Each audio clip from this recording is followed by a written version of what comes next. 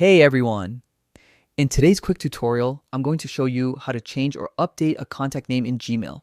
This is super simple, takes just a few minutes, and will help you keep your contacts organized and up to date. Let's jump right in.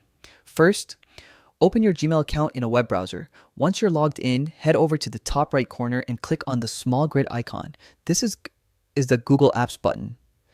From the menu that pops up, select Contacts.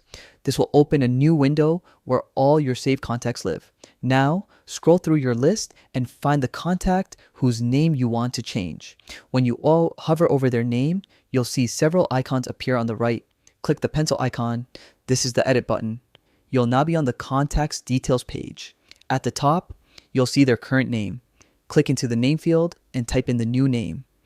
While you're here, take a quick moment to check if any other details need updating. It's a great way to keep your contact list accurate. Once you're happy with the changes, click Save, usually located at the bottom right. And just like that, your contact's name has been successfully updated. Keeping your Gmail contacts organized not only saves time, but also ensures you can easily find the right person when you need them. Thanks so much for watching. If you found this tutorial helpful, don't forget to subscribe for more quick and practical tips to make your Gmail experience even smoother.